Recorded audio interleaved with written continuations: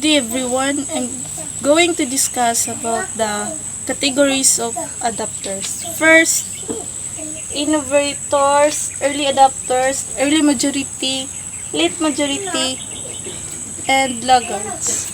So, kining innovators ug early adapters na discuss na ni sa akong kauban.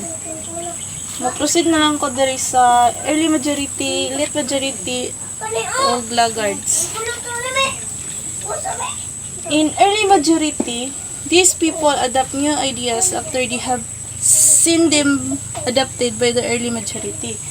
So, kini early majority, mo-adapt ni sila ideas or technology, dapat makita nila daan. Then, here yung characteristic. Slightly above average in age, education, and farming experience. So, example, in other region, yang mostly in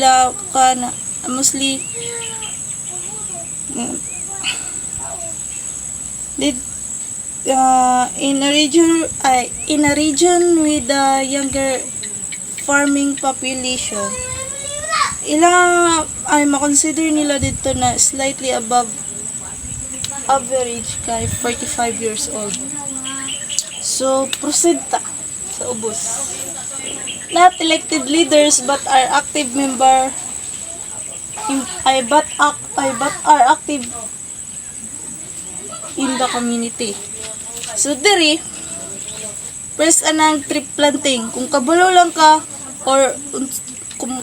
ka unsang pagtanom or unsay way sa pagtanom, pwede ka mo implement na sa imong community nga mag tree planting mo.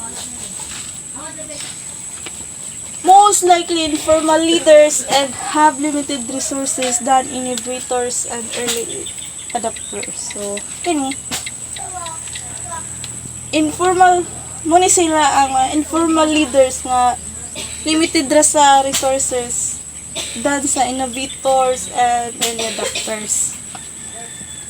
Adapts new idea after they are convinced of its value as seen from the early adapter. So, ma-adapt sila ng ideas after ma-convince sila unsay value sa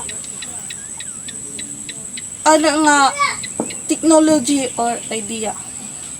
So, in late majority, these people adopt new ideas after they have been adopted by the majority of the population. They are often skeptical of change. So, kani sa late majority, muna yung mga tao nga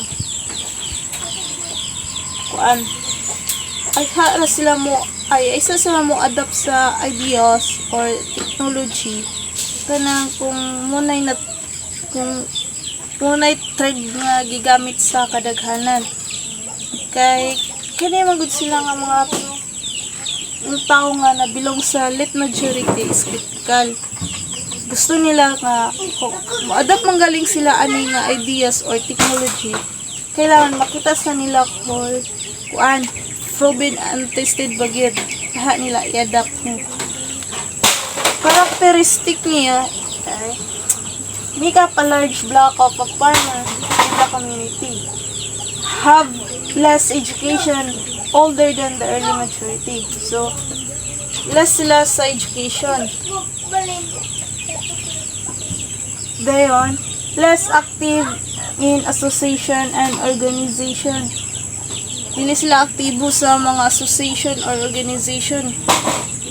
Kaysa kung namang ka dito gid ma-inform gid ka unsaon or unsay gamit niya ana, kung makatabang ba na siya nimo or dili.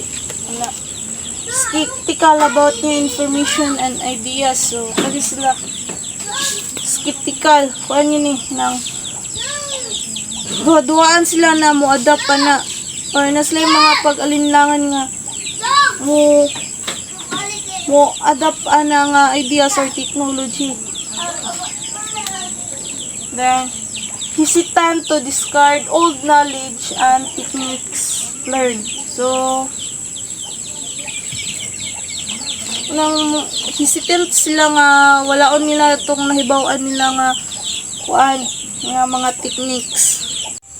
The last categories of adapters is the laggards. So, laggards means these are the last people to adopt a new idea. They are often resistant to change and prefer to stick with the old way of doing. So, sa laggards, ang mga tao diri is gabis rigid sa traditional. Then, ang characteristic, last people to adopt an innovation. So, sila ang pinakalas nga mga tao nga mo adapt sa innovation.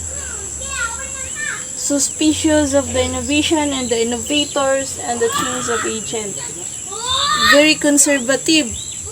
So, sila conservative kayo ni sila. Kanang puso ko. Then, usually the oldest, less educated and wealthy.